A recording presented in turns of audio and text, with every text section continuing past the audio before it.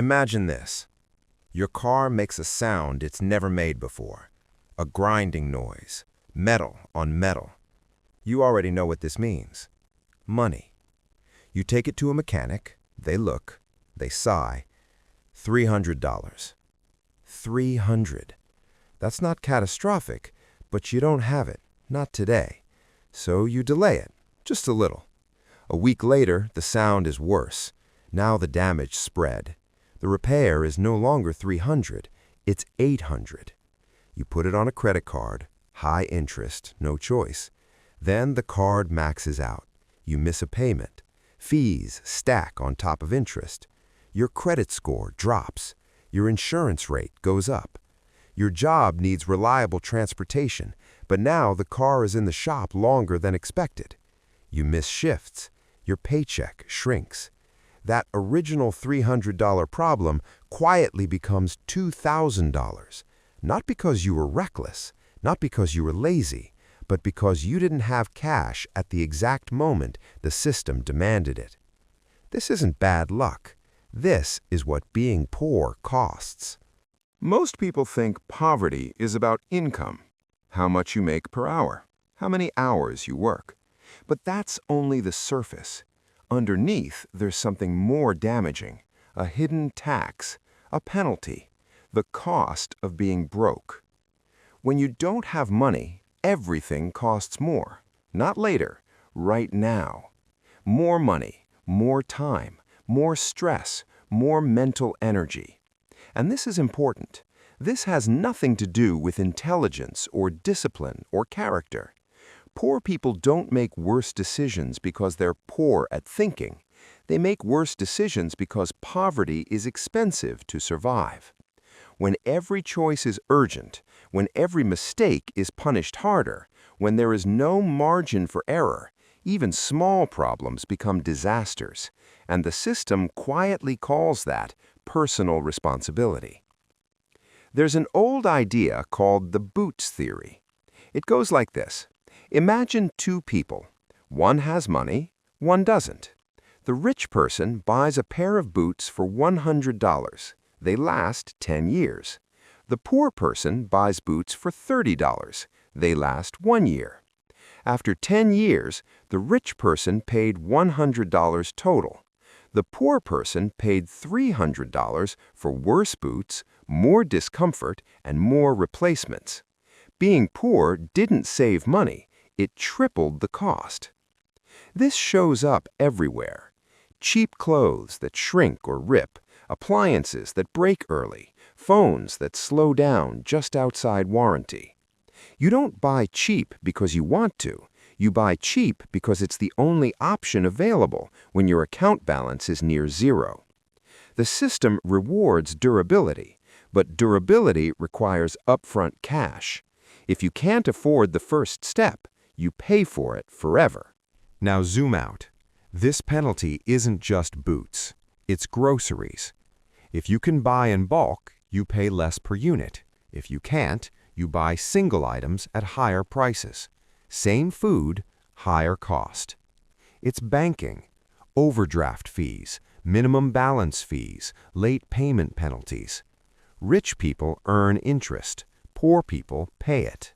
It's credit, high-interest cards, payday loans, buy now, pay later traps. A fridge breaks, a medical bill hits, rent is due before payday, so you borrow.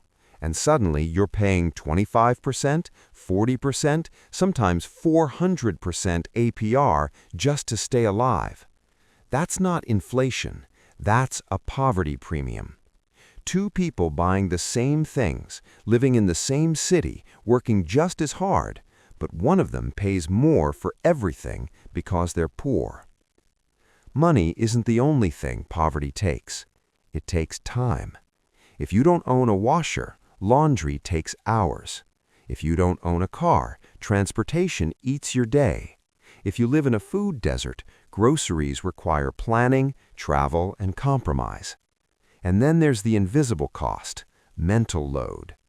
When money's tight, your brain never rests. Every decision feels urgent. Every purchase feels dangerous. Every unexpected expense feels like a threat. Psychologists call this scarcity mindset.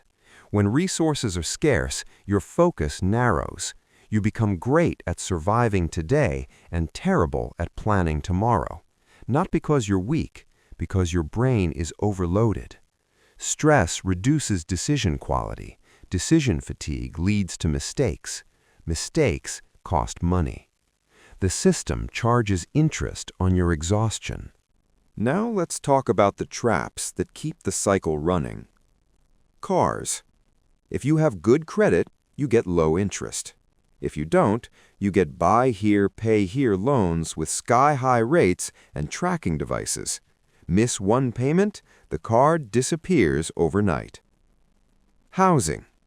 Renting is often more expensive monthly than owning, but ownership requires a down payment, a credit score, and stability.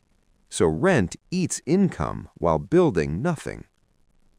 Credit scores.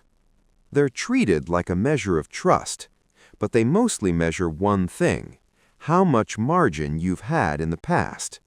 Miss payments because you're struggling, and future borrowing becomes more expensive.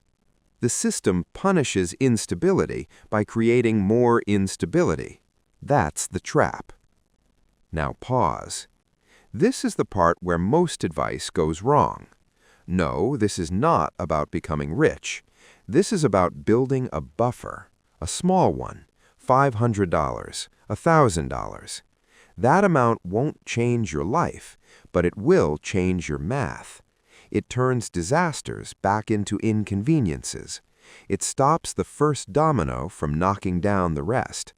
An emergency fund isn't boring advice, it's armor. It buys time, it reduces stress, it protects decision-making. Before investing, before side hustles, before big dreams, the first win is stopping the bleeding. Wealth isn't luxury. It's stability. It's sleeping without panic. It's handling small emergencies without debt. It's having options. If you're struggling, the problem isn't you. It's the penalties you've been paying just to survive. So don't attack yourself. Attack the fees, the interest, the traps. Build a buffer. Change the math. And if this helped you see your situation more clearly, share it with someone who needs it. Like the video. Subscribe for more honest financial education. You're not broken.